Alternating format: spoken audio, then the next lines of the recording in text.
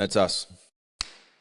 Episode something with Bradley Lake from the Brothers Green. And I thought I'd start off with a fun fact, really to ease you into the interview. But Claire, who does our business development, alerted me to your Instagram channel, had a look, and the first thing I thought was, the man's got great pecs. Yeah, that comes from quite a few years having a crack at the rugby dream. The rugby dream. My best part of the gym was the bench press. Really? And despite me probably being about 20 kilos lighter than I was during rugby, my pecs have been the one part of my body that's sort of You've really retained the pecs. Yeah. retained to an extent. So it's always nice to have that reminder. Yes. Still got it. Yeah, helps in the shirt and stuff. You can sort of see on the yeah. Maybe you should square up. Yeah, it is interesting how I think all of life impacts business, and I'm sure that some of those skills, maybe not the bench press, but that mindset of a professional or an aspiring professional rugby player, I'm sure translates into and has flowed over into business. But I thought that'd be a good place to start. Like, let's just give the people a bit of a background on the business, and how the hell you got mixed up in the hemp game. So yeah, I guess my background leading into the business came out of Lincoln University, very much ag culture there, which was really cool, and I got lucky enough to get on a grad program with ASB and their rural graduate program. Shipped down to Invercargill, where I sort of, at the same time, was sort of chasing the rugby dream, part of the Southland Stags sort of wider squad, and I guess dove into the corporate world with ASB, which was, really awesome. And, I guess probably starting to get a bit of insight into the financial world as well through that first sort of 14, 15 months. And unfortunately sort of like had a shoulder injury, which sort of just put the rugby dream on the back burner, and was lucky enough to get offered a job full-time up here in Christchurch as a rural bank manager.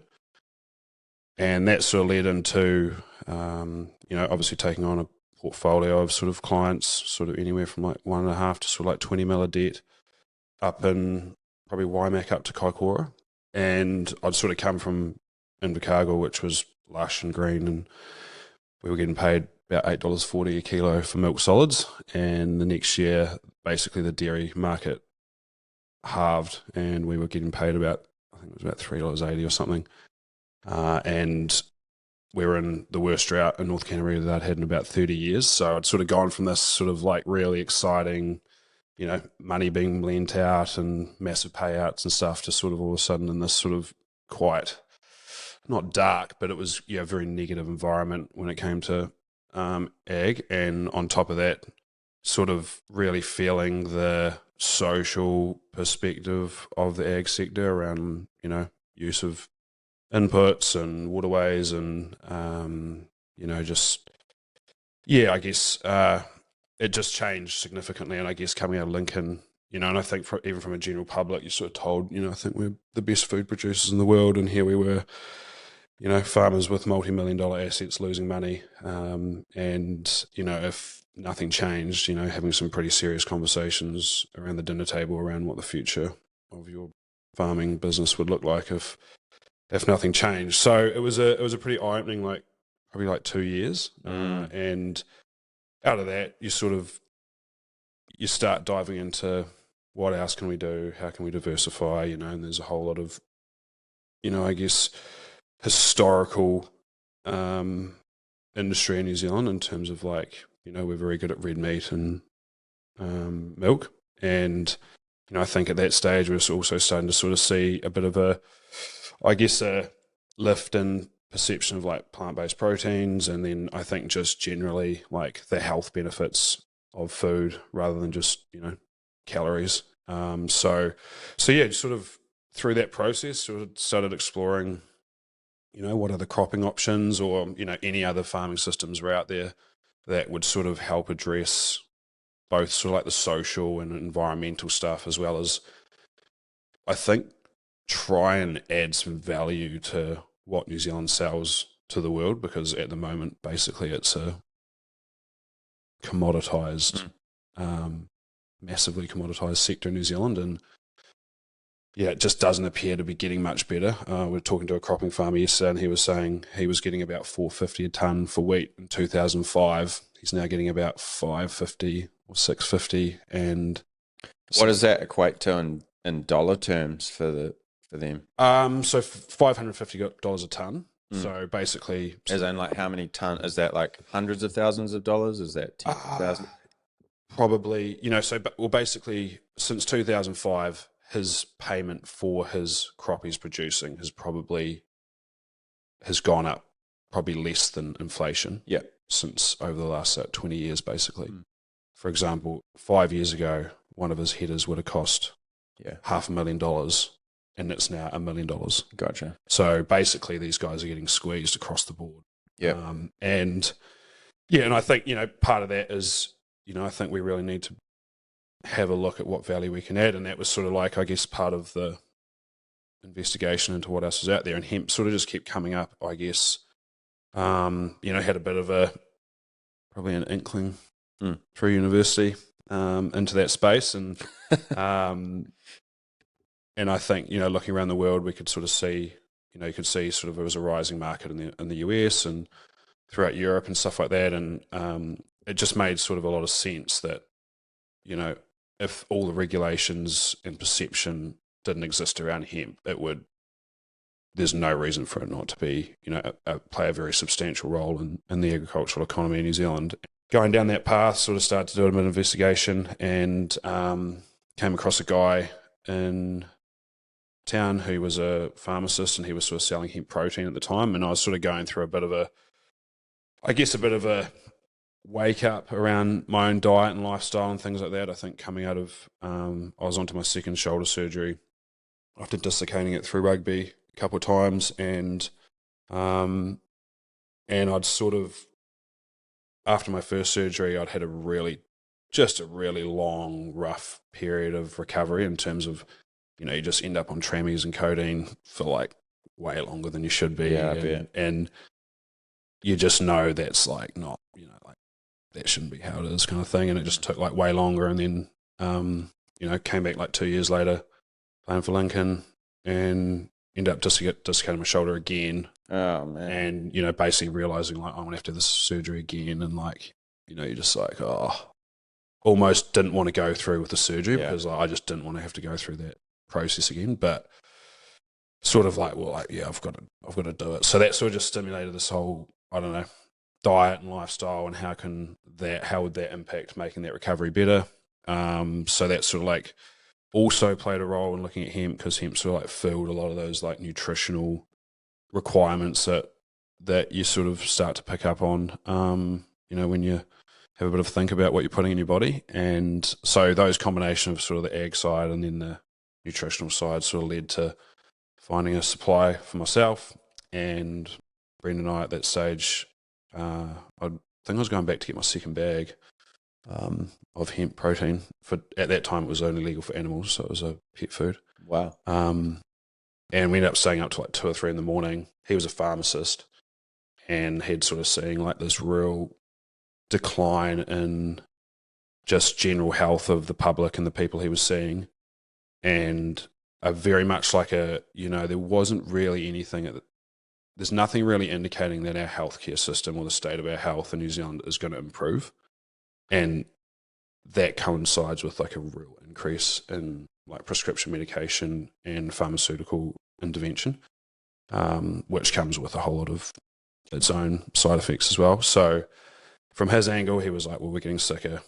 Nutrition's a pretty clear, obvious solution to like a lot of the problems, because basically they're all lifestyle related. So, so he was talking about that angle. I was sort of talking about the farming side, and we just sort of sat up all night, sort of just like, basically like, whinging about the state, what we were seeing, and all the rest of it, and sort of trying to come up with, what would be how could we do something about it? And we sort of were like, well, hemp seems like a pretty reasonable option. Little did we know that it was basically impossible to advertise, extremely skeptical market. It was only available for pets at that stage. and it was a very, very small industry. So Mm. basically picked the hardest business in the world to probably in New Zealand to start. But yeah, we got into it, sort of got together, sort of like formed a bit of a business, basically had a small business. So I sort of like built into that, and then yeah, basically started at the farmers market, and yeah, since then it's been a real roller coaster getting to this point. So yeah, So what year is this for you guys? so that's 2017. Yeah. Well done. Firstly, I mean you've gutted out the first 5 years, which is where the majority fail. So Yeah. hats off to anyone that that even has the courage to start, but then secondly to get through past that 5 year mark is you're beating the odds already. Yep. And like you said, it is a roller coaster. And I heard you say on your Instagram in a video that you said business is the hardest game you could possibly play, which is something that I can empathize with. So I'm keen to dig into that. I just wanted to come back to one thing you said earlier around. So you grew up in Invercargill? Christchurch. Well, you grew up in Christchurch, but went to Invercargill. Yep. And how I was just curious about where that environmental bent came from. Like, is that something that's just emerged over time, or is it in your family circle? I had I don't know, probably what you call, went to the States for a holiday straight after uni, and dabbled in some alternative products, and it just really like woke me up to probably thinking about the bigger picture, and then understanding that, you know, the environment is incredibly critical to, you know, the quality of life that we get to enjoy. And, you know, I think it's often easy to like sideline it or like not think about it in regards to, you know, when you get caught up in the economy and all the rest of it. And I think from my perspective, it was like, this is actually incredibly critical, and like I think we can do great business and we can have a really great economy as well as a great environment. And I think that part of what we do is trying to demonstrate that. You know, I think that's what hemp is very clearly demonstrating. You know, we don't need to use sprays or chemicals to grow it. It's all spray free. You know, it's a crop that produces basically 98% of the plant is able to be used, compared to like a lot of other crops that don't sort of have even multiple uses, let alone like such a high ratio of usable product. And and I think that sort of the environmental bent, just it's probably kept me going specifically, in terms of, you know, you just feel like it's very motivating to know that, like, all right, this is, as hard as this has been, we're doing good for, you know, the planet and, you know, the environment that we live in. So, but no, certainly probably a pretty traditional, quintessential Kiwi upbringing. But yeah, certainly a bit of a wake up. Yeah, was required to sort of have that perspective. Yeah, it's interesting how obviously our family can impact that, but sometimes just the experiences that you have along the way can shift your thinking in it. And it sounds like it's been something that's built over time and reinforced and probably developed into a real passion, as you say. And you've got to have a bit of passion for what you do to get you through those dark days, I believe. So tell me about that statement. The business is the hardest game you can play. What makes you say that? Well, I mean, I've played, you know, rugby and a lot of other sport, and, you know, you go through life and you go through university and school and everything like that, and then, you know, you look at business when you've never been in business, and you know, it's this, what you really see, or what is portrayed to you, is this sort of like really dynamic, like fun, you know, productive, sort of successful way of being, basically. You know, like people who go into business are, I believe, have quite a different lifestyle than people who work for someone else, and then you get into it and you realize like this is basically I have to be every single job you could possibly imagine to make this successful. So my job at the bank was to be a bank manager. So I was a relationship manager, so I had to take care of the clients, make sure that they were getting the right information, help them with their lending and stuff like that. And all of a sudden you get into business and like you're the accountant, the lawyer, the marketer, the salesman, the CEO, you're the cleaner, you're the HR, all of these different things. And it's like, I don't think you could put yourself under any more pressure in life without starting a business, basically. I've never been, I was completely ignorant to how hard it would actually be. And it was quite funny before we started, I went over my uncle. He owns a bakery called Baker Boys over in Wainoni, right next to us, and he's been like, just a good sounding board at times in terms of, he started that from scratch, and now he's probably employs 150 people and exporting and stuff like that. So really big business. And we went and met up with them over at their batch one day, me and Brendan, and sort of like ran him through this idea, and he basically didn't even consider what we'd said. He just said, look, you two are both in comfortable jobs. You're a pharmacist, you're a banker, you're on 6-figure salaries. Your life could be so easy from here. And he was like, don't do it. He's like, just don't do it. He's like, this is more than likely going to fail.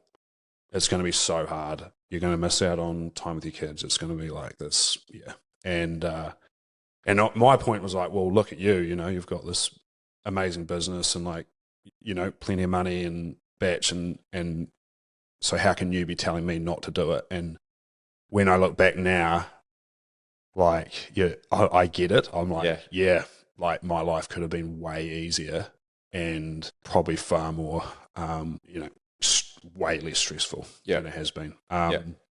So, yeah, I guess that's probably my take on it. Just, I don't think you really know how hard you ever have to work until you put yourself into basically the situation I've had to put myself into.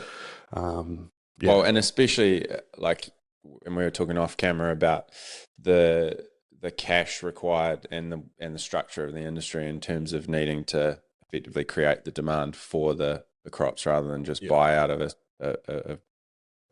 off a shelf, or out of a storehouse. So, and I think I often think it's a little bit like having kids. I remember one of my colleagues asking me once before we were going to have our first daughter, and she was like, so you ready? And I said to her, like, how the hell do you get ready for having a kid? And she's like, well, you're reading books. And I'm like, well, yeah, but and now I'm like, you can explain to someone what it's like to have a kid, but until you've actually had a kid and multiple kids, then you go, oh, it's different here and it's different here and it's different here. Yeah. Business is the same. It's one thing to move from a job to self-employed, and then it's another thing to have staff and grow your team, etc., etc. So, it is a challenging game, and I think with that being said, I think in the short term, like you said, the risk and the pressure is obviously immense, and the failure rate is evidence of just the degree of difficulty. But in the long term, if you can get past that initial stage, the prospects are obviously great, and if you can learn the skills, and then things look good for you in the long term. But digging into that in terms of what parts of the business have been easy for you, like when you've come in and started. Obviously, you had that commercial background, and you saw some ways of operating which are useful and helpful in the sense of a big business. What skills and experiences have made that transition? Easy? I think it was a double-edged sword. So one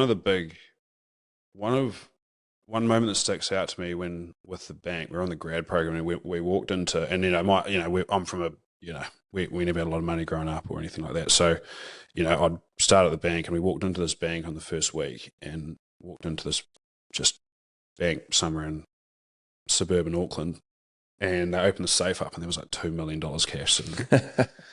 And I was like, holy shit, there's so many banks around. Yeah. Like, there is so much money out there. And it just like was like a light bulb of probably the scarcity mindset really dropped away about money. And so that was like a pretty big moment. And then the double-edged sword of what I was doing was that I was dealing with an industry where you always have a market for your products. So whatever you grow on your farm, you can sell it.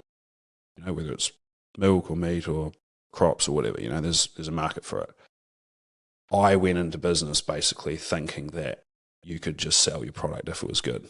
And that's just basically the complete opposite, you know. And I think that sales and marketing aspect was the one thing we didn't have. You know, I was like, on top of, you know, probably the challenges in regards to just, I think, the general industry stuff, it was really like a real lack of understanding of how important sales and marketing are.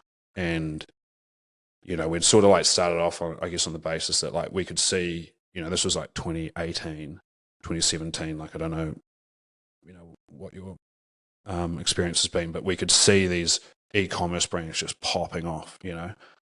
Ads were like so cheap, you know, it was like the Wild West, like you could say whatever you wanted, and like these brand, you know, big guys were just like, you know, we could see these brands in the States and even Australia and stuff just going from 0 to 1 million in like a couple of months kind of thing. And that was kind of like the angle we wanted to take, was like, oh sweet, well, we've got this mean product, like it's pretty good, and then we think we've kind of got this like branding thing secure, or like a bit of an understanding, but then, you know, you try and run Facebook ads with a hemp product and no, you're not doing that. Yeah. So, and that sort of really like, yeah, that was probably I guess the start of like, oh, this is not going to be, you know, an overnight success, or this is not just going to blow up like probably how we thought it would, and really set us in a different direction. So, but, you know, you've sort of got the financial understanding, I guess. And, you know, I think you look at businesses and you understand that like businesses do take a lot of capital to grow, you know, and I think we were really lucky that we got a really big investor, incredibly important impact investment really early on, which sort of like was a big catalyst for a lot of stuff. But I guess the double-edged sword is that, you know, you've got this one side that you think you got a handle on, which is like understanding the books and like the financial stuff, but then you go into a forecast and it doesn't mean anything if you don't sell anything, you know. So it's like, that's like yeah. And so I think if I'd probably been in a business which was not agriculture, where you could just put your product, go to multiple different people and they're just going to pick up whatever you want to sell, yeah, probably would have had a different view and strategy than we had. Yeah, I mean, it's really like, it's tough to, like you said, when you assume that everyone wants to buy your thing because you're passionate about it. Yeah. And why are they not passionate about it? But unfortunately, your passion doesn't necessarily mean that, or doesn't necessarily translate to market demand. And like you said, that sales and marketing skill is really hard to learn in isolation. You can do it in theory, and you can look at someone else's business and go, oh, they do this and this and this, but it doesn't necessarily translate to what you need to do for your business. And yours, like you said, you had that unique variable of having hemp in the product ingredient list. So it didn't help at all. Yeah, on the one hand, it's your greatest strength, but on the other hand, it's your greatest weakness. Yeah. And so how has your skill set shifted from those early days around sales and marketing to where you had effectively none, and you're just used to managing relationships through to now? Yeah, I think one of the biggest shifts we went through was really recognizing that people really don't care that it's made of hemp. They actually just want the result that it provides. And, you know, that first couple of years, we were so focused on like the environmental benefits and like, you know, how versatile it is and the fact that it's grown in New Zealand, and it's, all these, it basically values that just impact sort of a third party or indirectly to the person consuming the product, but 9 times out of 10 the customer doesn't care. They want something that they want works. the benefit, they not want the feature, feature. and those things are just they're the cherry on top. They're not going to drive a sale. And that's probably the biggest thing in terms of probably our perception of marketing. So really shifting the messaging away from that to, right, this is good for your gut, or this is good for your joints, and probably the other thing is, we've been going pretty hard with the digital marketing since probably like October 2023, when we finally sort of figured out how to get ads running for the product. And do you run them yourselves, or do you have an agent? Internal, yeah. So we've got now 2 full-time marketers in house, and hopefully about to bring on a third. So a lot of resources. It's like basically 80% of our expenses is tied up in marketing. But the importance of marketing as a business has just become so profound. Like if we want to make the impact in the world that we want to make, we have to be extremely good at marketing, and we've kind of now, I'd hate to say that we've like got it sus, but we've got a reasonable handle on what is required in terms of the content, the scripting, the type of messaging we're putting out there, the targeting, and that digital, that social media channel it's sort of like simple but not easy, and really sort of just once getting that messaging right, it really just comes down to like, right, how good can you be on front of a camera? Like how much can you basically cut through the noise on social media to hit the people you want to hit, and then basically just like leaving it up to the meta gods to deliver you the customers, basically. So yeah, certainly the messaging, and then just really just the confidence and the and I think as much as I like doing it, I'm forced. I don't have a choice. If we want to do what we want to do, you just have to do that work. So yeah, sort of knowing what it takes to get in front of a camera and present your product and sell something, and then also how important the messaging was, and how that actually, how does that drive into a customer's desire to want to buy something, Yeah. You mentioned the thinking that the hemp's really important in shifting from the kind of feature to the benefit in terms of the problem that you're trying to solve, the product solves. What else has shifted in terms of, for you, in terms of what you used to think was important and how you now think about it as far as marketing goes? Yeah, we're very lucky in that, what I love about the e-commerce game is your direct connection to the customer. And, when you're working, like once we obviously couldn't run ads, we very much had to go down the channel of pretty much traditional distribution channels. So like your supermarkets and pharmacies. And that is actually a very different selling model than it is going direct to the customer. So, instead of going and speaking to buyers and, distributors and all that sort of stuff, all of a sudden you really have to actually like learn to speak to the customer. And that is a skill. And, we've had, over the last few years, we've done a lot of, presentations. We've got garden clubs and U3As and all that sort of stuff. So that sort of like builds up the patter and, your understanding and confidence of like the message you're trying to portray. And then also you get the direct feedback with B2C around what is working with the customer, whereas you don't have that with traditional channels. And obviously there's a whole lot of business benefits to not selling through supermarkets and pharmacies as well. But Sure. But I think the really great thing about the e-commerce and the digital marketing is the feedback is so fast. You just get you're basically on an hourly cycle of like reviewing and feedback and things like that. And I think it really drives the progress and the innovation in terms of how and what you're saying. yeah, it's been cool to sort of like get into that world and then make the most of that opportunity, like really like come to terms with like how valuable that is to the business and to our return on our investment in terms of marketing.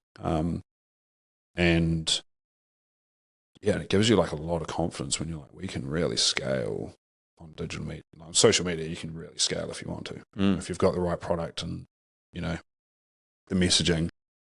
And I think that's been so important in the last, like particularly the last 12 months, is to get probably a lot of that confidence back, and to be like, all right, we've sort of like been through this really tough moment and like restructures and like really had to like realign, the direction of the business. And now moving into 2025, you're like, all right, like now it's time to crank, it's really time to like, we are, we're going to make this thing explode. Yeah. So yeah, I don't know if that answers your question, but yeah, it does. I'm going to get you to swing around here so that people can see your lovely face. Yeah, I think it does. Look, I think it's like you said, different businesses emphasize marketing in different ways, and I think that stat that you used before in terms of 80% of your business being, or your costs being focused on marketing, is, I would say, at least the direct opposite of what the average business is. Yeah. Oftentimes people will ask me how much should I be spending on marketing? And it's like, well, that depends. Depends what business you're in. Yeah. But like I said, clearly, for the mission that you guys have in terms of impacting things on a larger scale and the planet on a larger scale, then it's got to be an essential part. Yeah. And like you said, in the retail consumer goods market where you're selling direct to the customer, it's got to lead the way for you guys. So, and around I was curious about how you've actually developed those skills. Have you been intentional about that and been like, this is something I'm going to deliberately develop, or have you just gone, we'll just get better as we go? Yeah, I think, or a mix of both. Yeah, I mean, we were really lucky to get a sort of guy he had been into the business before, and then he'd sort of like come back in from a digital marketing perspective, and he'd sort of come into the business originally as to try and help with digital marketing, but without being able to run Facebook ads, it wasn't going to work. So, and then basically we'd got to this point, and we were getting, not massive sales, but with purely on an organic basis, we've still had quite a lot of, not quite a lot, but we had sales coming through the website, and we had a bit of a customer base, and we had really good reviews. So we knew the product worked. We had a good foundation in terms of branding and understanding that whole product dynamic around the messaging and, what's valuable to the customer and not to, a third party kind of thing. So you kind of had got some of the fundamentals. We had the foundations, yeah. And then, basically October 23, the two of us sat down, and, we're like, he's sitting there, he's helped launch a number of brands and, really has a very deep understanding of that digital marketing space. And he was looking at our brand being like, right, this could explode if we can get this thing through the door. And so we went through, stripped the website of anything to do with hemp, like really like brought it to the bare bones in regards, like basically the only time you could find hemp on the website was in the ingredient list. And, that was obviously a big shift as well. But, we started running we turned the ads on. Instead of getting rejected or turned off within 2 or 3 days, they just stayed on. And at that point, I was still very new in terms of my understanding of that digital marketing space, but we were also joined up with a coaching group out of Australia called E-commerce Equation. Yeah. And they were really good. But I think when you saw the results that it achieved, it was very obvious that this was something, the better we got, the more successful we would be. And it's not like I've been going to like acting classes or like, like standing in front of a mirror, like talking, but, we've got a really awesome team in terms of like people doing the scripting and like reviewing the feedback from social media, the digital, the back end of social media. and so I think collectively as a unit, we've sort of like, we're getting a good system in terms of, using that feedback and building out the video and the strategy around the marketing and the messaging. And then, it's like, I really don't like watching the videos myself, like I try and like, try to basically stay off it myself. I'm not like a big, I don't have a big personal social media or anything like that. But I think those guys are really good at giving me the feedback around what we should say. And I think you just sort of develop your own style and attitude towards it. And, I'm very passionate about what we do, and I want to see it. I want to see it become a global. I want hemp to become a cornerstone of New Zealand agriculture. That's not going to happen. That's not going to happen if I'm going to be a pussy on screen or shy away from it. So like, with that in mind, you're just going to lean. Like, I'm just going to lean into it and just be like, right, well, my character on planet Earth right now is to be. Yep. You got the main, as good as what I can be at this task, Main character energy. Main character energy, yeah. That's it. So nice. So has that? It sounds like that skill, the acquisition of that skill, and specifically around marketing and with a view to sell more of your product. Sounds like by doing things like enrolling with that coaching group e-commerce equation and by even employing people with those skill sets and building some of the processes, it's not an accidental thing. No, it's definitely not. No. Like, this is the skill that I need to acquire. Yeah. And here's how I'm going to do it. Yeah. Yeah, cool. And has that extended to content that you consume, like books and audio or video clips and things like that? Or are you just by osmosis? Yeah, probably a bit more by osmosis in regards to marketing. I'm like, I don't know, have you heard of the Founders Podcast? The Founders Podcast? Founders Podcast. It's really good. No. So basically it's a guy and he just reads biographies and like business autobiographies, and he just basically translates it into an hour-long podcast, and it is awesome. Yeah, because, great. I think the marketing's one side, but I'm also running the business as well. So like, I'm having to manage, production and manufacturing and people and the marketing, all that sort of stuff, and the financial side of it. So, probably for me, that's probably the stuff where hearing from other founders and people who have been successful, it sort of gives you, it makes you realize that you're not the only one who makes dumb decisions and like basically almost like probably, fails. Yeah. But they just give you that sort of, I guess, I think that stuff is, the marketing it's quite a specific thing, and so in that way, I don't have to think really hard about like when I'm in that mode or that's what I'm supposed to be doing. It's like I'm like, it's easy to get into it. Whereas it's actually the overall business stuff that I find the more I can absorb and try and learn from other people about that part of the business. I think that really feeds into the whole. It makes that makes the biggest difference basically into the business, and hearing from other people, who these are it was obviously like Henry Ford and all these people who have like done some stuff, scalable businesses, like incredible a little business like Ford. They've just got all these little things, like and that's the stuff I think that's probably made the biggest impact, because it's just like it really helps with my confidence as well, and then it does make a big impact on the business as a whole. But with regards to marketing, it's, as I said about the direct feedback, that's what makes it easy. I really get like the other stuff is a bit more nuanced in regards to its impact, and it can be a bit of a slower burn in terms of like the feedback, but the marketing is actually relatively simple once you've got that system in place, because it's just like, sweet, that works, that doesn't, that language works, that doesn't, right, they didn't like that video, but they like that one, it's like, man, I can like, if that's all I had to do, it'd be so easy.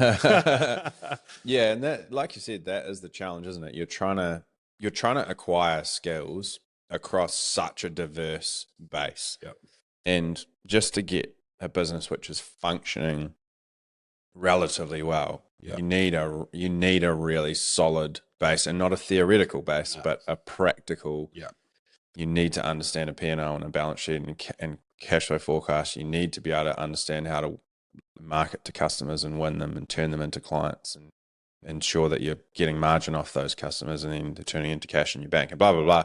There's a whole bunch of skills that you need. And like you said, it's some of them are easy to acquire, whether it's nature or nurture. You enjoy certain areas of the business more than others. What's some of the area or the skills that you've had to acquire that you perhaps didn't want or didn't naturally gravitate toward? You mentioned HR earlier. Yeah, HR is probably. I think people are always the biggest variable. And I mean, just the dynamic. You've got investors, you've got customers, you've got employees, you've got ex-employees, ex-investors. There's, and I think from a people perspective, internally you've really got to lead, and you don't get the space to just focus on what you need to do. You've really got to be, you're basically chief problem solver the whole time. You're dealing with all this crap that happens all the time. And it's probably not that I don't like it, but the problem solving is probably the one skill that I've had to get really good at, or I've had to work on a lot. And I think that is a lot of that is organic. I think that's only probably nurture. You can have a perspective on how you do things, but ultimately, you just really start to have to think about what you're doing a lot, and you have to think about what other people are doing a lot. And I've sort of been, I think the great thing about being a founder in a business is you really do get that experience in a lot of the roles in the business, and then as the business expands and the team grows, you can still step back into that role when someone needs you to help them out or understand how to solve a problem. So, and then I think really it is the people thing. Like you just realize how important the people are in your business, and how much they can impact positively or negatively. I was listening to one of my good mates. One of my good mates, he was telling me the other day, he's not a coach, he's a selector of a people. And I think that's probably if you can get really good at selecting people, the right people will coach themselves just about, and they'll fill in. But that choosing the right person and being able to identify who is going to be best for that position in your business, I just think is just so critical. Yeah. And I think for me, that's probably been the one thing that has probably made the most impact, is like really understanding, like, all right, like if I find the best person for this position, it's going to 10x my return on that's right time with them. I think there's this phrase that we use when we're coaching people through that process in their business, and it's deselection. It's like thinking of what are all the reasons that should not hire this person, and reversing the frame where we typically think of why should I hire? We're justifying to ourselves, they're really great at this, they'd be awesome with that, and it's like confirmation bias, right? You're just looking for reasons to, rather than actually this is going to be terrible because this, and they've got this, and we should think about that. You almost need to be paranoid about them not working, which is completely against my nature. But it's the easy thing to do is just to hire the first exactly. person. But if you frame it like that, there's a bunch of process stuff as well. But I agree with you in terms of often we as founders are the worst people to make hiring decisions. And we say crazy things like, I just trust my gut, and then how'd that go for you? I was curious about, with your skill development, obviously you've come from a background in the professional rugby environment where you were continuously working on skills and development. Has that, or in what ways has that impacted your skill development in the business? Yeah, I think it's sort of one thing. It's sort of really, it drives home basically like a habit of working on yourself. And one thing I'd have to say is that when I look back, I could have put a significantly bigger amount of energy into becoming a good rugby player, but I think it's just, throughout your school and at Lincoln and stuff like that, it is just that, every day you're going to practice and you're going to the gym, and it's sort of like, I think it just builds that muscle of repeatedly, working on whatever skill you're trying to improve. So I think it's like work ethic basically, from my perspective, and I think that is really important, and again, like that muscle was worked on, but it was extremely small when I started business, and I'd like to think that muscle has got significantly amountly bigger than what it was. But at least going into it, used to that idea of like, you don't have all your nights free at home, and you've got to do early mornings, and just understanding that like things will not just happen for you if you don't put work in. So I think that was probably the most important thing. And then the other thing is just the social. What I always loved about rugby is it was so much fun. Like we loved playing. Like it's a great game to play, and the people you meet are so many legends you meet. Like so many of my mates are from rugby, and it really defines your character. Particularly like we went to a really passionate rugby school. Went to St Bede's, and then even going out to Lincoln as well. I was sort of on like a rugby scholarship, so you're just like, I was very buried deep in that sort of like code, type environment. But it gives you a really good grounding of interacting with people from different backgrounds and different environments and different mindsets and stuff, and trying to make that whole thing work. And so that was really valuable as well. And it's been cool to sort of like be able to utilize both of those skills in business. Probably got a lot better since then. Probably slightly less social. Funny the impact it can have. Yeah, but it is interesting the frame of. I mean, you called it hard work and work ethic. I would add to that a lot of business owners that I meet, and through the course of what we do, I would say they're working hard. Mm-hmm. They're definitely working hard, but they're not working hard at getting better. Mm-hmm. Yeah. And that's a critical distinction, is what you're describing is actually it's not like I've accidentally just gotten better through reps. Yeah. You're saying like, I'm turning up early, I'm going home late, I'm hiring these people, I'm doing this course. Like, it's not accidental. No. And equally, you're not necessarily working harder than people who are not developing their skills, but you are definitely working smarter. Yeah.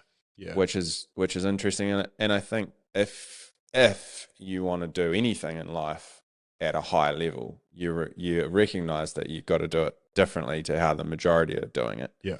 And I think like to bring that back to your vision and to kind of segue into some of the mindset stuff, your vision of really completely changing the landscape of New Zealand farming or cropping, that requires you to be somebody quite significant in terms of your skill set, your business muscle, business bod, exactly, than just an average Joe who's kicking around in the club rugby scene. Definitely. No, definitely a different mindset. And I think one thing I would say has been, in our business in terms of e-commerce is, as I said, about like the feedback loop. So it's really easy to measure if you're being effective or not, and I think particularly when we first started in business, it's actually quite difficult to get a metric for measuring success, because you're developing products and you're developing a brand and stuff, and that specific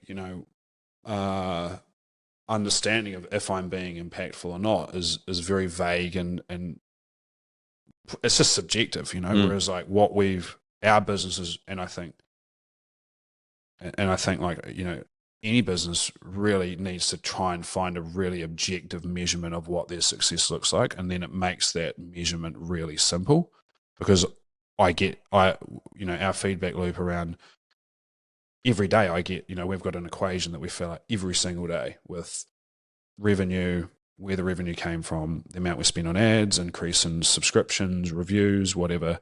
and return on equity. So like every day I'm staring very hard at the single metric of daily profit, and so I get I don't even have the luxury of going weeks or months without, seeing whether I'm being effective or not. So for me, that's probably been the biggest difference, is right, really having just like the utmost clarity on what success looks like. And if I'm not doing the right thing or I'm not being effective, then it's just immediately obvious, and it just has to be course corrected very fast. And it's also quite good because that metric is actually available to a number of other people in the business as well. So, the clarity around success is like makes it just a lot easier to narrow in on. How did that come about? That clarity on the metric, and then deciding and actually acting on this. Well, so e-commerce equation, and I really would have to plug them because I've been incredible, but they have the luxury of like I guess our business, and from an e-commerce perspective, is we get data every day, up to date data, Shopify, whatever. So they built out almost like a calculator and it's called an equation sheet basically, and it just allows you to use that data and put it into a basically a measurement in terms of like tells you, your fixed and expenses and all the rest of it. So it really was basically building out that data into something that you understand on a daily basis and that you can use. So it's just having almost somewhere where you almost can record what's gone on and then look at it visually and be like, oh, that's been good or that hasn't been good. And it just, if you've got a couple of those key metrics in there, and, it's interesting because you sort of, like, I think it's funny, like, as you get more into business, you're just like, I actually don't know anything, like, so, like, 3 or 4 years ago, used to love sitting down, having like a business chat with like your mates, and you'd think you'd have all these like brilliant ideas. And like now I just like keep my mouth shut. I'm just like, I don't know, I got no idea how to run your business, bro. I don't even know how I would do it. I mean, if you're running e-commerce, I can probably give you some tips, but I think, we've got the tools and the understanding now how to really understand my business. And through that, I actually have got less and less confidence in ever trying to understand anyone else's business unless they had something like that, like a really, we call it just like a clarity sheet, it's just like it's hard data that you can put together that just gives like, pretty obvious feedback around. Are you getting into specifics here? Are you manually entering that data, which I'm going to ask a follow-up question on? We live in an AI age, and getting that data could be pretty easy. What made you decide to make it a manual entry process? It started off manual, and I'd say like AI sort of like come in probably, and we've dabbled in like and with the AI stuff.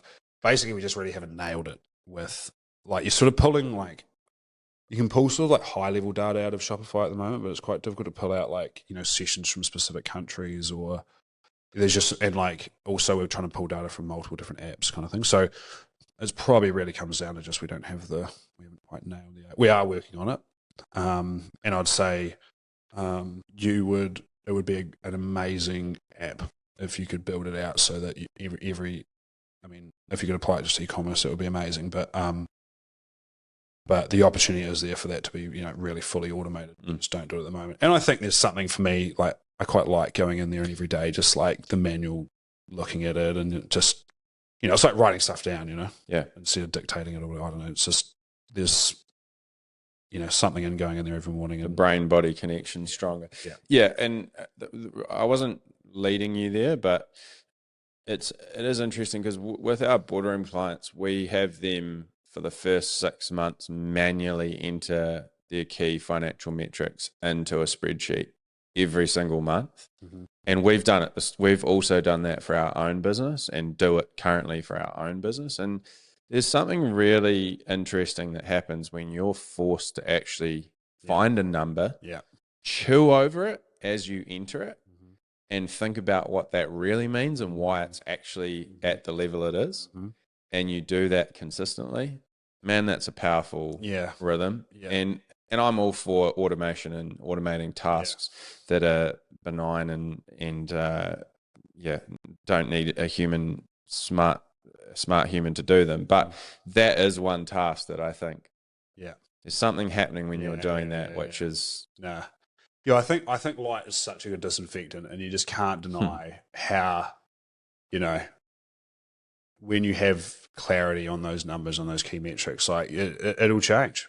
You know, that's just the reality. You're forced to like acknowledge, like, hey, I'm losing money here on a monthly basis. Like, I need to really do something about this. You can't like kick it down the road and just like, oh, why have I got like less money in my bank this month? Or like, why? Oh my God, we don't have all the money we need for the 20th or whatever. You know, like all those things that you can kind of like that's your responsibility. You need to deal with that. You know, and I think that, you know, having that like, damn it, I have to look at my P&L.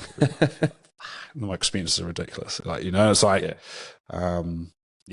that sheet acts as a mirror for you mentally, and as a direct reflection of what you've done, your behavior as an owner, and a leader, your effectiveness as a leader. But I love the frame of the clarity sheet, and as you said, to be clear on that one number. Every business has got some generic numbers like number of customers you won and your average dollar sale and your profit, but every business all equally has a specific an industry specific or a business specific number that will demonstrate their effectiveness. And you're lucky, like you said, that the feedback loop's so fast, but then there's some other downsides. So every business has got a strength and a weakness in that sense.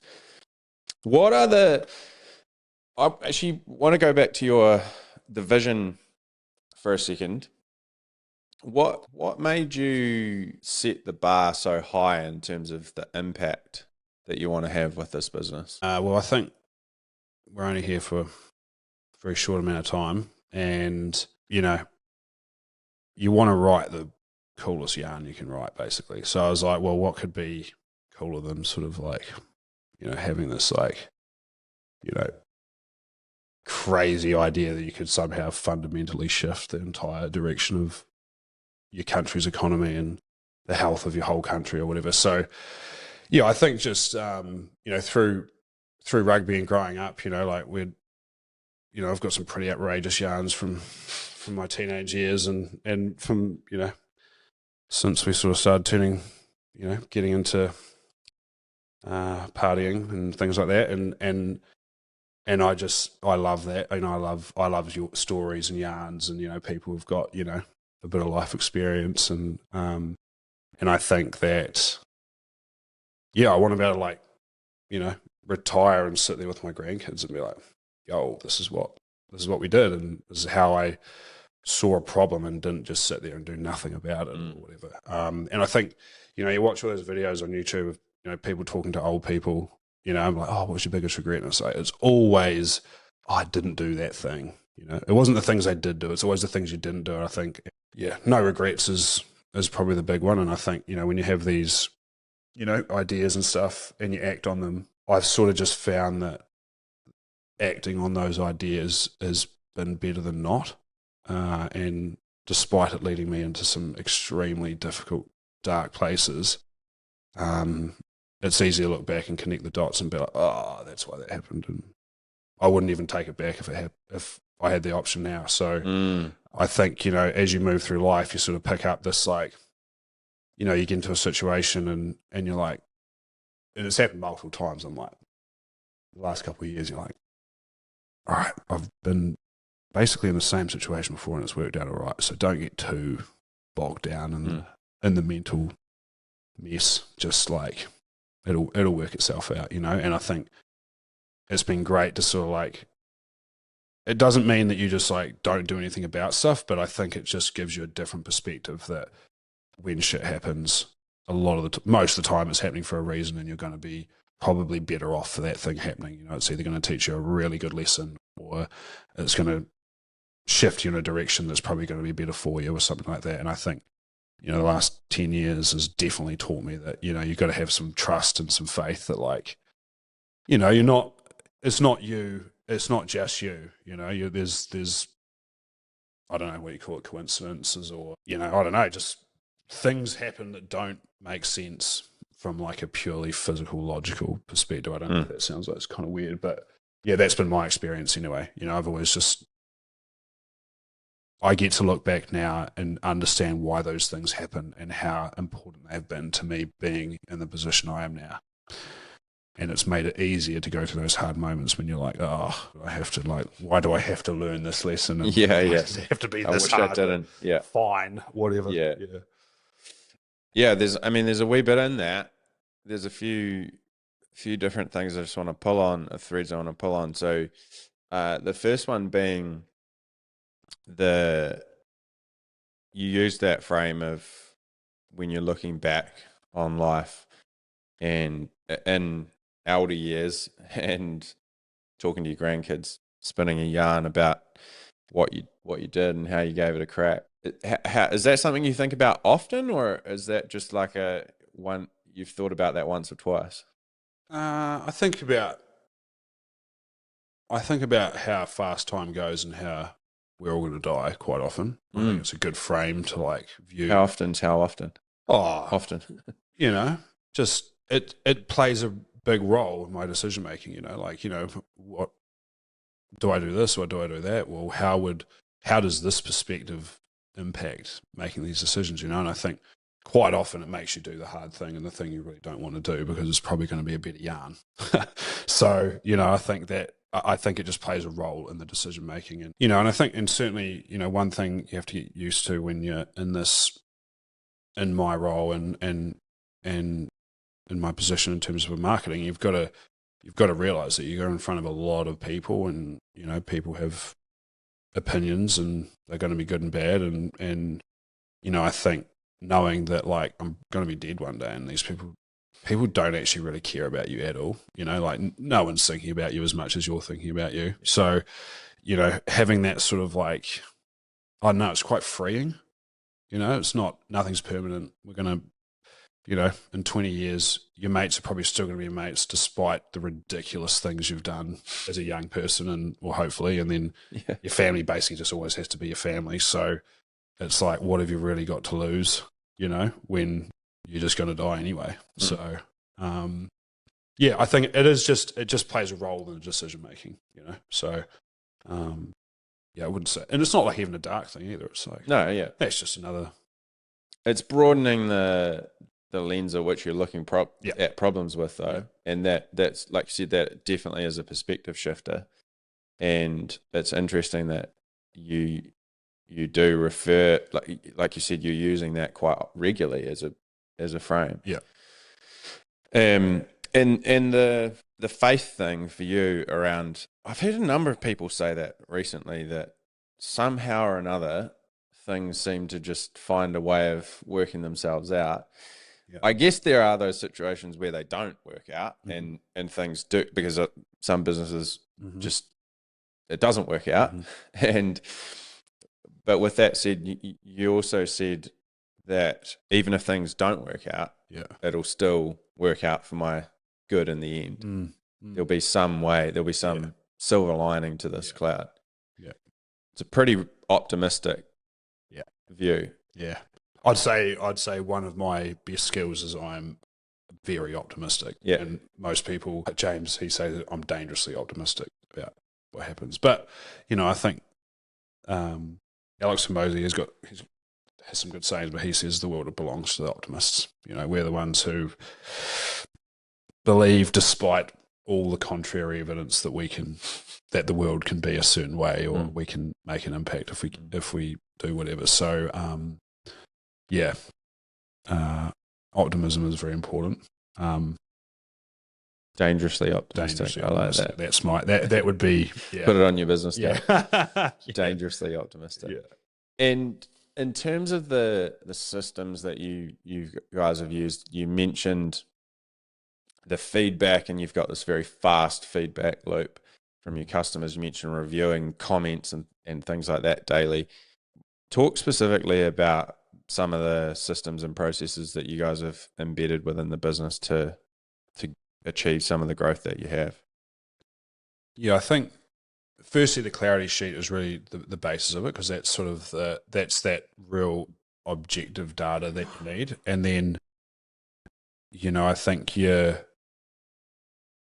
one thing within a business is that you're sort of very limited with resources. So you're trying to allocate your time and other people's time as basically with the highest amount of return you possibly can. So, I think with the amount of money we're now spending with marketing,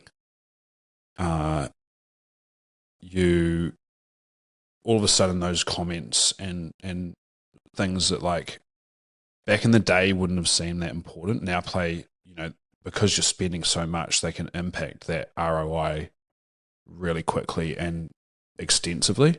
So firstly, it's really being able to build out, I guess, the understanding of how those things would impact you, and then, really trying to like put resources into monitoring them and like keeping them up to date. And if that's just, a period of time every day just to go through and, check the videos and check the comments, I think.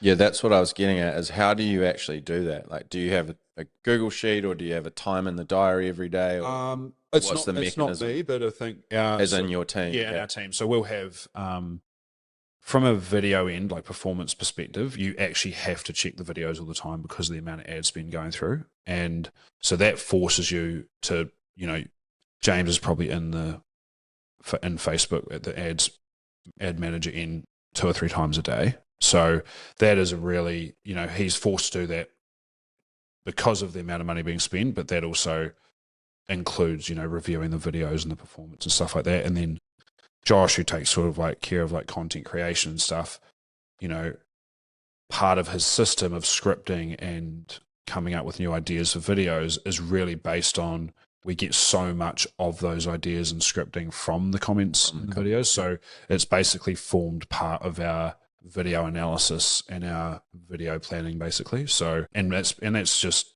through trial and error of like, oh yeah. And the good thing is now, because we are getting a lot of comments now and things we can work on. Like we've recently just done, we've like got a couple of people who like say, oh, you're selling snake oil and you're paid for your testimonials and all the rest of it. So we just did this like snake oil series basically on our product. So, you can get a lot of value out of that. So yeah, it's basically just baked into our video production system, really. Gotcha. Yeah.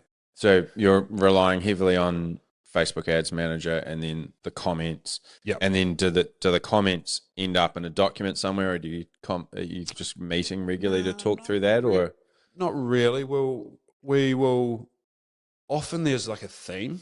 Yeah. So it's probably more of the theme of the comments than the specific comments themselves. Like we will take really good comments, and even real bad ones, because we sort of like try and flip them in the ads and stuff like that. But yeah, it just comes down to sort of like the general, how those comments sort of like fit all together. Like quite often it's like, I mean, it's like in a Facebook chat group, it's sort of like someone starts something and it just like all sort of like feeds into that one topic for a bit. So, taking that theme aspect is probably the way we look at it, and just sort of, using that to make changes and improve your scripting and videos and stuff. Yeah.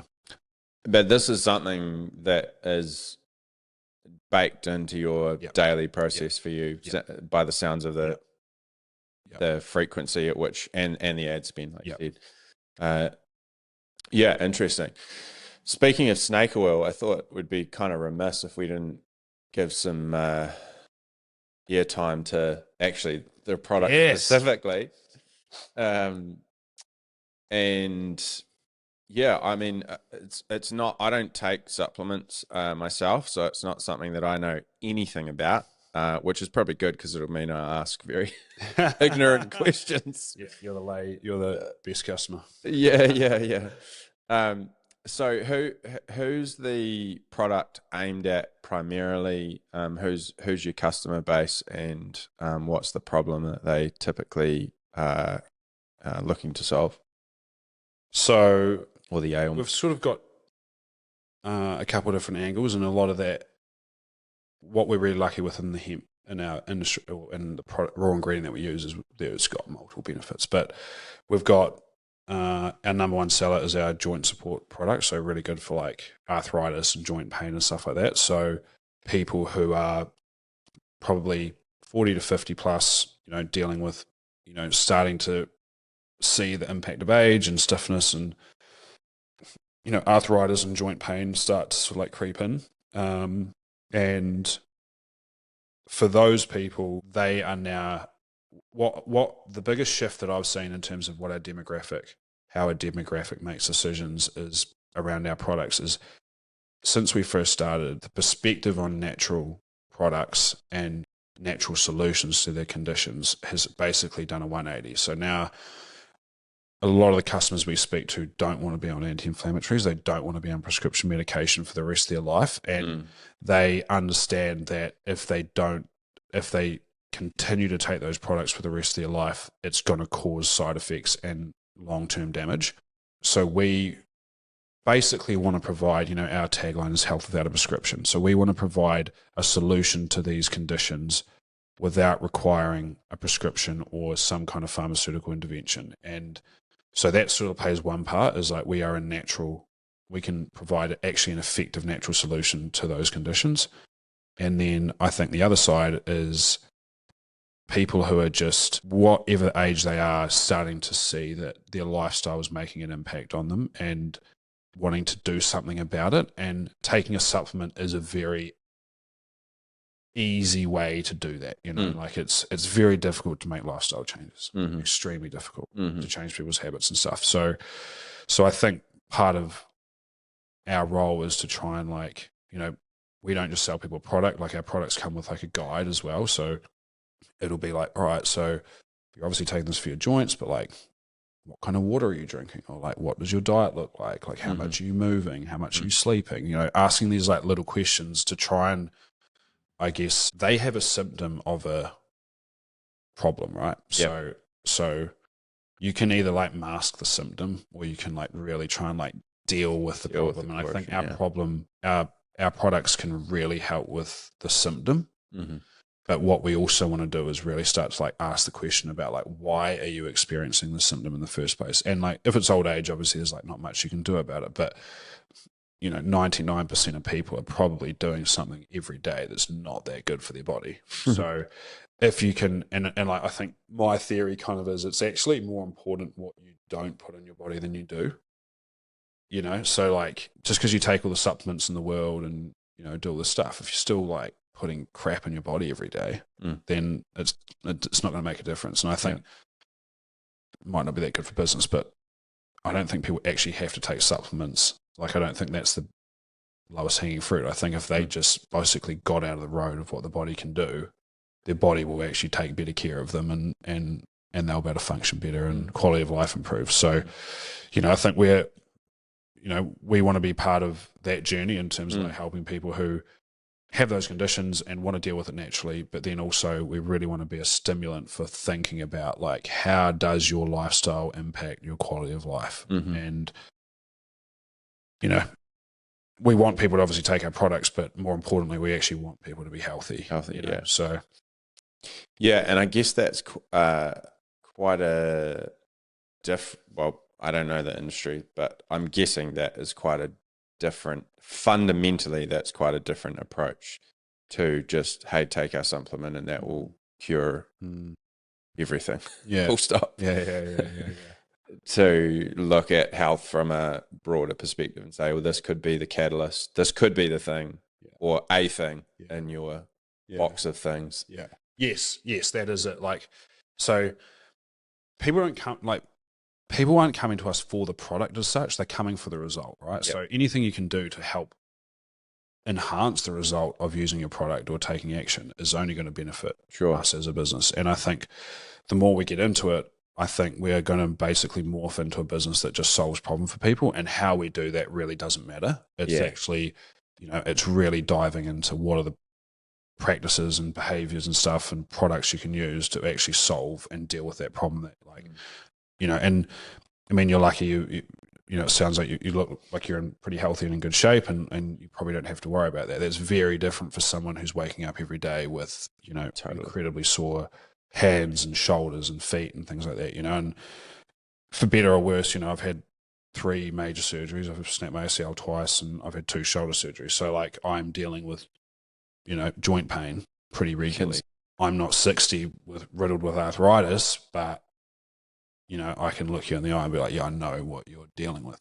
So that is, and I think until you've got that problem and until you've got something like that, you don't realize how much of your day is spent in that state and thinking about it and like analyzing it and being like, and it's so overwhelming, and life shouldn't be like that, So if you can do anything about it, you should.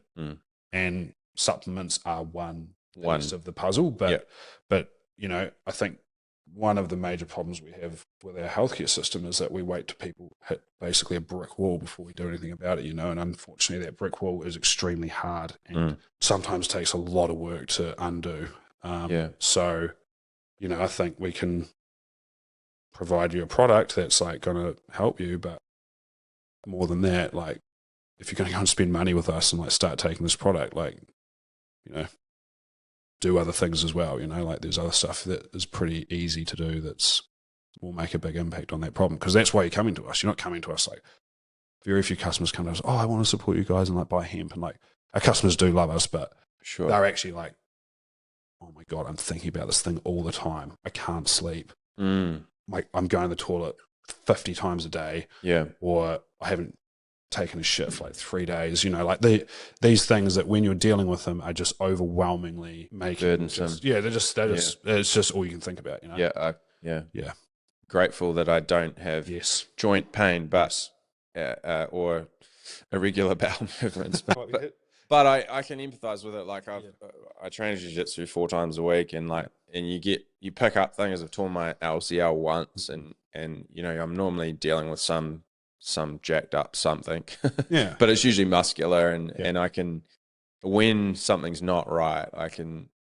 like you said, you think about it all the time, and so I think, like you said, that's usually there's a number of reasons for that problem, not just one, but fair play to you guys for solving it. And I wanted to talk specifically about hemp because I think it's not something I know a lot about. I mean, my exposure to hemp, other than the recreational drug, has been, I watched a documentary on hemp being used in walls as a cladding system, a breathable cladding system, which I think some guys in Northland are experimenting with, growing en masse and making these panels and da-da-da. But what is it? It sounds like it's in the superfood, quote unquote, food group.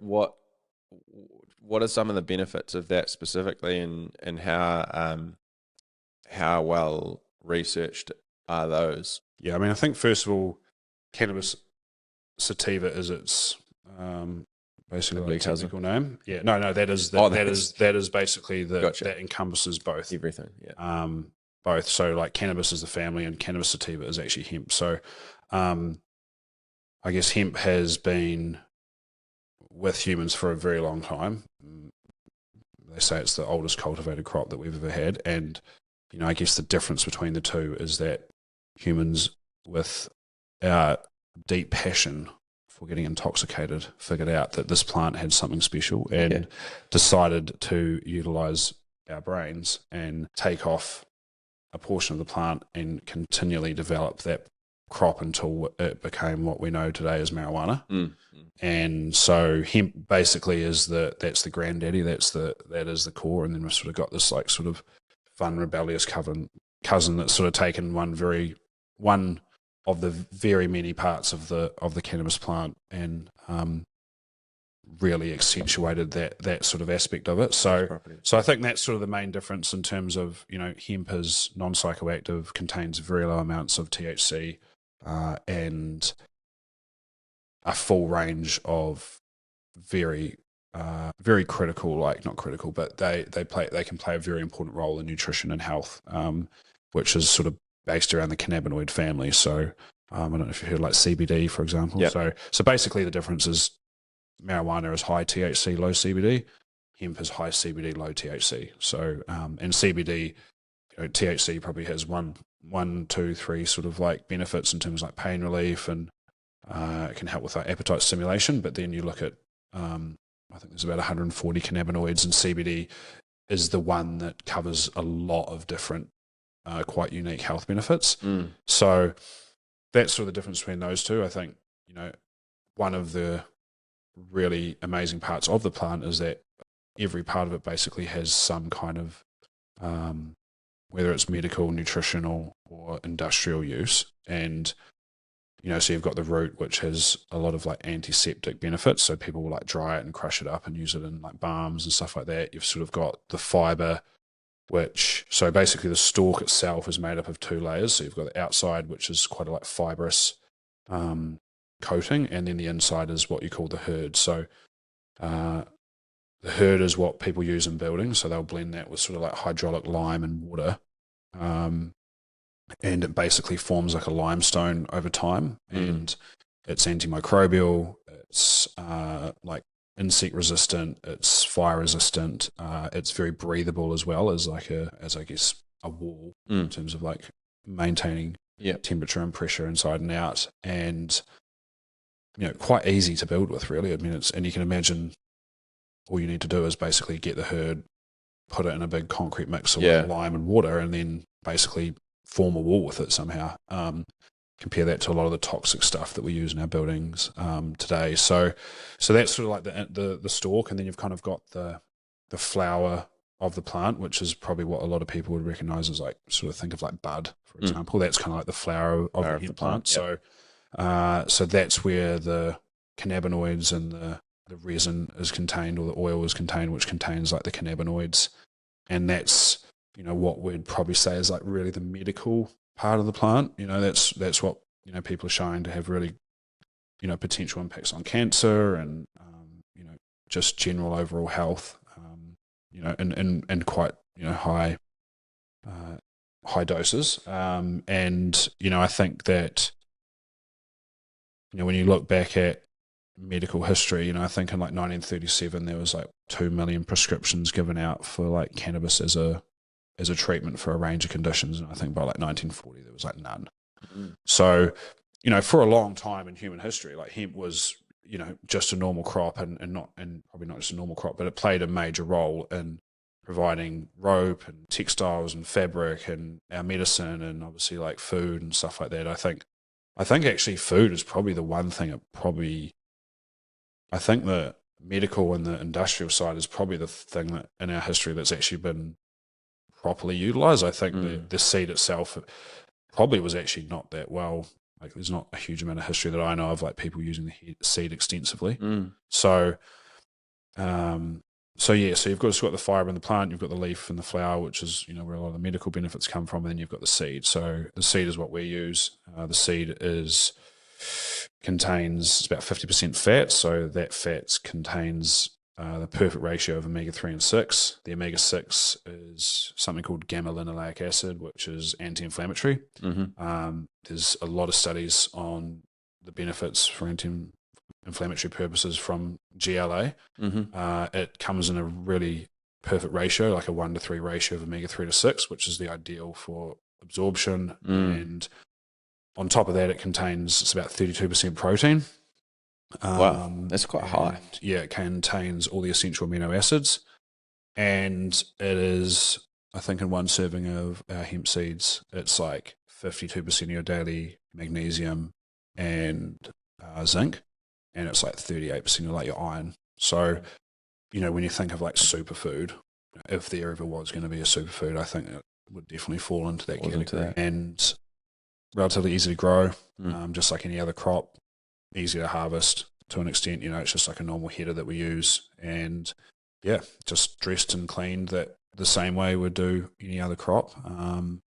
But unfortunately, current regulation means that it sits with the Ministry of Health, which it's a controlled substance, and that requires a license to handle the whole seed, testing, and pretty strict limits on what you can do with the plant overall. So I guess as an industry, we're very much like, we can really only use the fibre and the seed of the plant at the moment. And I think from an industrial perspective, you know, they often say like hemp can do like 50,000 things, but you actually need the equipment in the industry to like be able to turn it into those 50,000 things. And I think that's what, you know, you look at all the other industries around the world, and they've got 80 years ahead of us basically in terms of their understanding of mechanical and industrial infrastructure and things like that. So, but amazing stuff going on, you know, even around New Zealand. There's a company called like Kohu Hemp in Golden Bay. They've just built like it's a 300 or 400 square metre community building